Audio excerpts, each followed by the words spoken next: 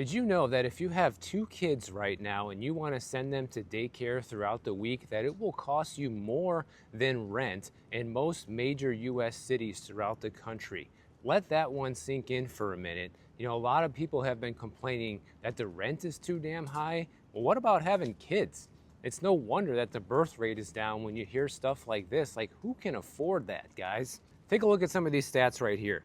In Denver, Colorado, if you just want to send one kid to daycare, then your average monthly cost would be about $1,434 per month, which is 83% of the typical rent payment, because the typical rent there is $1,720 a month. But if you got two kids, forget it. It's actually double. If you got two kids, you're almost looking at $3,000 a month, about $2,900, or 167% of the typical rent payment. And we're talking about a place like Denver, guys. I've only been there once, but my first impression of it wasn't great. You know, there's a lot of homeless, a lot of drug addicts hanging around. I thought I was in LA. Like, it's that bad over there now. Maybe it's even worse, because that was back in 2021 I was there. In Seattle, the average cost of sending one child to daycare is now $1,660 a month, which is 80% of the area's metro rent payment of $2,065 a month. You got two kids, it'll cost you $2,320. So I guess they give you a discount for the second one, unlike in Denver. You live in Minneapolis, Minnesota, which this one's kind of surprising considering that's like a affordable Midwestern city, right? Not if you have kids, it's not. Over there, the typical daycare will cost you about $1,200 a month, whereas the typical rent is $1,526 a month. In San Francisco, just for one kid, it will run you about $2,000 a month. Baltimore, Maryland will cost you about $1,150 a month. I think this data from Redfin highlights something that a lot of people need to think about and consider. What are the most important priorities and steps that you want to take in life? Okay, because a lot of people, they'll end up, making a mistake, having a kid early, and have to figure all this stuff out after the fact, right? Other people are more cautious and they wait till they get their life more established and want to have kids later, which is probably the smarter thing to do. However, as you get older and wiser and smarter and more established, and you're sitting there looking at your life and you're like, wow, I got everything kind of figured out now, everything's stabilized, my expenses are good, and you're telling me I got to pay an extra $2,000 a month just for daycare so I can continue going to work? Like, that's when people are starting to look at this stuff and say, that combined with all the other expenses that you have to have a kid, you have to feed them, you have to bring them to school, you have to clothe them, you have to give them things. It's expensive, guys. Now, I'm not sitting here telling anybody that they shouldn't have kids or shouldn't have a family if they don't want to. That is entirely up to you. I'm just highlighting how expensive it is, because even when I saw this, I was shocked. Like, I knew daycare was expensive, and I've done a few reports on this in the past, but it has gotten so out of hand, just like everything else, that it's making having children unaffordable for the average person. Because think about it, what are your alternatives? You can have one person stay home from work and not work and watch the kids, and I guess that would make sense if the daycare cost is more per month than what that person is earning at their job, but that's pretty unlikely. Or maybe you're really lucky and you have family nearby that can watch your kid full time for you while you are gone and maybe pay them at a discounted rate, not what you'd be paying these daycare centers. And just like everything else, the cost of this is just skyrocketing, In 17 of the 20 largest metros in this analysis, the costs have gone up substantially. In Seattle, it's up 10.4% in a year. San Diego, it's up 9.2% in a year. Boston, it's up 5% in a year. And the rents are not rising nearly as fast as the daycare costs. In fact, rents are going down in many areas of the country, which is finally great to hear. Yeah, it's a relief. But if you have kids, I guess it doesn't really matter. And what is the common theme here that we have in this country? America has a housing affordability crisis. Now we have a child daycare affordability crisis. We have a healthcare affordability crisis. We have a homeless crisis. Like, where does it end, guys? Like, people say sometimes, well, don't you have anything good to report, Michael? Okay, well, tell me what the good things you would like to hear from me, because all this stuff is not very good. I'm just talking the truth here. These aren't my stats. I'm not making this stuff up. All these things are putting major strains on household budgets, and people are supposed to figure this out on making $80K a year household income? Yeah, right. People are looking at house payments of over $3,000 a month. And then if you have kids, you're already looking at $5,000 to $6,000 a month just to keep a roof over your head and to keep your kid at the babysitter. Now, in some places, it's not as bad. Like in Philadelphia, for example, this Redfin study shows that between rent and daycare, it will eat up about 46% of your take-home pay. So half of your money is gone just from paying the rent and sending your kid to daycare, and you have the other half left, and you're supposed to pay all of your bills, supposed to have a car, supposed to be able to afford groceries, supposed to be able to afford a few little luxuries here and there in life, and you're supposed to be able to save for retirement and sail off into the sunset one day. Good luck with that.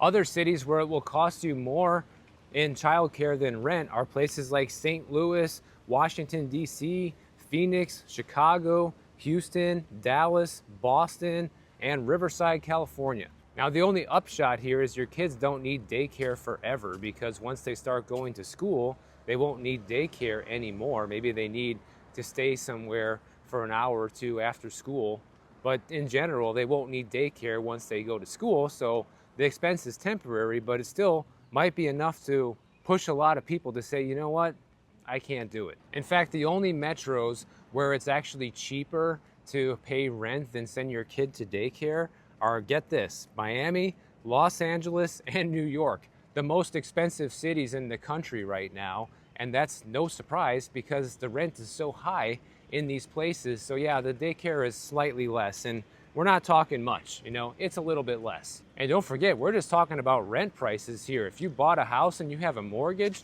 the expense ratio is even worse for you because it costs more to own a house in many places across the country now than it does to rent. So if you're a homeowner, you're getting slapped twice over the head with this. And over in Australia, they are having actually an even worse problem than we have here in the US, especially when it comes to affording housing. Okay, because Australian families right now are spending roughly half of their income paying their home loan because the housing affordability there is now at its lowest point in 3 decades. And it's also bad here, but people aren't paying half of their income towards mortgages still. In Australia, they started keeping track of housing affordability back in 1996, and fast forward to today, it is worse than it has ever been. People are spending about 48.6% of their incomes on loan payments as of the last quarter of 2024. And this is another example, okay? Like, you think we got it bad over here? Well, over there, the median house price is $1,050,000. Here it's only like $400,000. And I've seen you guys in Canada and Australia in the comments. I know I got a lot of you guys watching my channel from over there. And you always talk about how, Americans got it made when it comes to housing prices because look how expensive it is over there. And nobody can argue with that. That is absolutely true. And one of the things that makes housing unaffordable in Australia is the fact that people have to borrow larger and larger amounts because the home prices are so high. And then you have variable rate mortgages over there that fluctuate when interest rates are high or low. And right now, interest rates are higher than lower. And it's actually better to be a renter in Australia because according to the most recent data, renters only have to pay about 25% of their income on rent versus people spending half of their income to become a homeowner. But rental affordability is on the decline over there as well.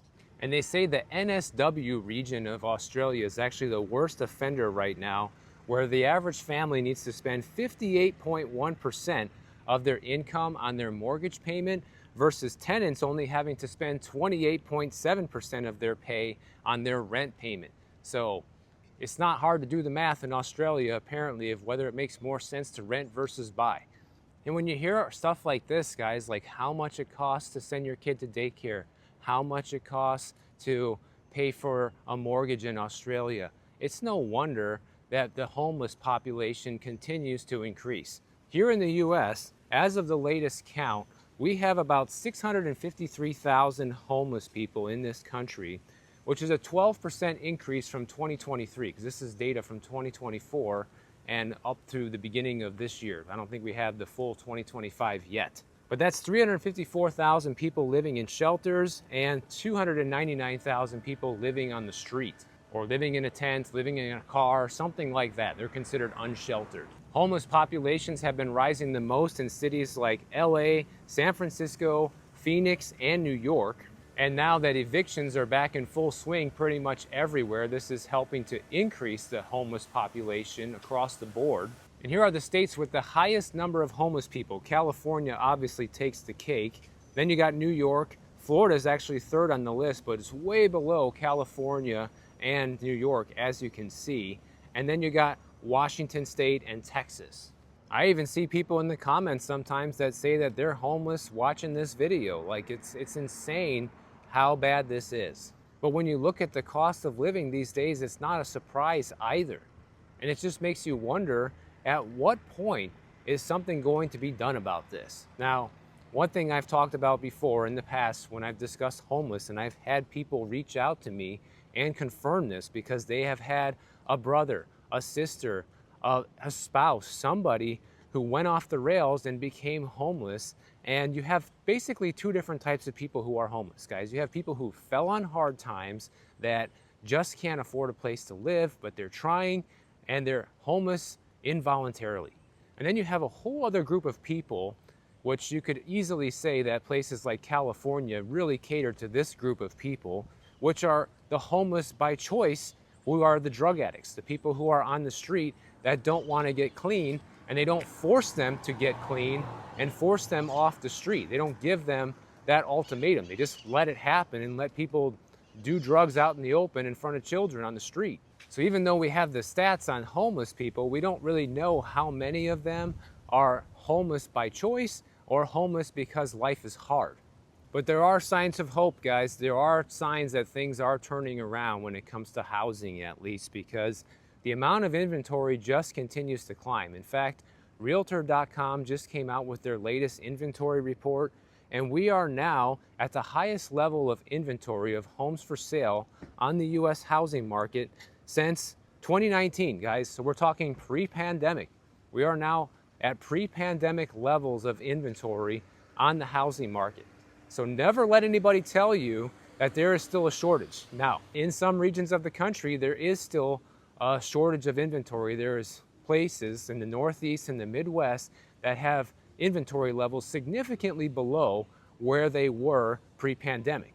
So I'm not sitting here saying that everybody and everywhere has an abundant supply of inventory, but nationwide, we are back to pre-pandemic levels. So that's the part that should give you hope that it's not going to be bad forever. We got new listings on the rise, which are up 9.3% year over year. And housing inventory has been rising 78 straight weeks in a row.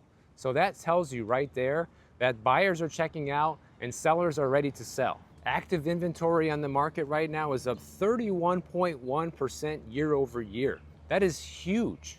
You know, one of the largest complaints besides prices has been, I can't find anything for sale. But inventory is up 31% year over year, guys. That is huge. That is an amazing improvement in just 1 year. There are now over 1 million homes officially for sale on the U.S. housing market, which is the most that we've seen since December of 2019, pre-pandemic. Homes on average are also spending 4 days longer on the market than they did a year ago, so the sales pace is slowing down. And then of course they say in here that the median listing price is also up 0.9% year over year, which, like I've explained many times before, that doesn't mean much. You know, most of the homes that are selling, well over half of them right now, are homes that are $500,000 and up, which are homes that the vast majority of Americans can't even actually afford to buy. So don't get too worried when you hear that home prices are still going up by a slight amount like that, because that doesn't mean that it's happening everywhere.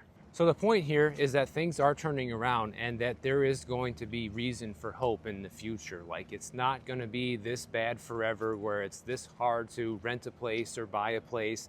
It is improving. How much is it going to improve? I don't know, guys. That's anybody's guess.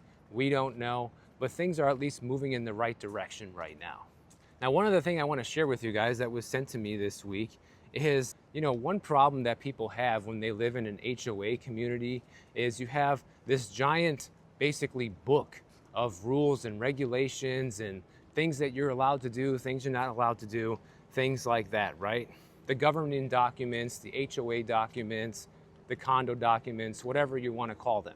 Well, this person put up a post on Reddit saying that they had to fight their HOA before, and it took them hours of going through the documents to make an argument and file a complaint in order to find the section of the rules that backed up whatever they needed to be backed up on. And this guy's HOA is now attempting to implement rules where you can only use certain amenities with a paid reservation, which is a direct violation of governing documents.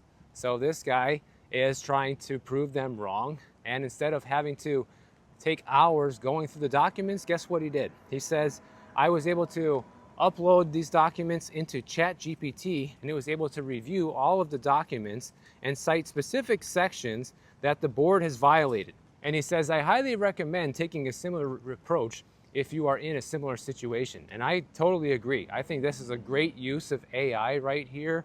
Like, that's what we should be using it for. Things that would normally take humans hours to do, that can take a computer just a few minutes to do. Now, this is, of course, providing that you have a digital copy, a PDF, of your HOA documents. If you have the old school printed copy, you might need to get your hands on a PDF in order to do this, and so you don't have to scan 300 pages into a scanner.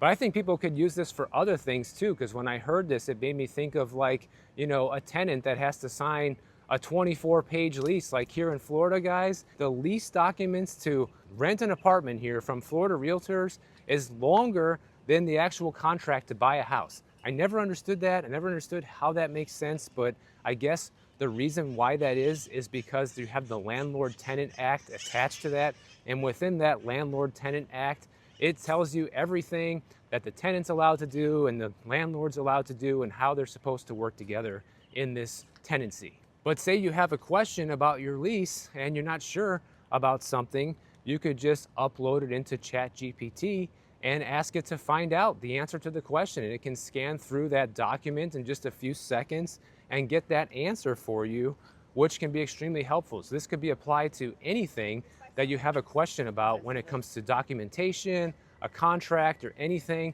And of course, it's not legal advice, but it helps you at least find the section of your contract or documents that you need to find pretty easily. So just a way to use the latest technology if you ever need something like that.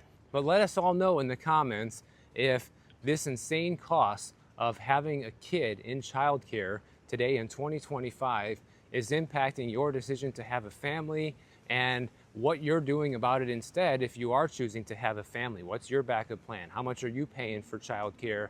Let people know, because I'm sure there's a lot of people out there on the sidelines who would like to have a family, but they're not because it is cost prohibitive.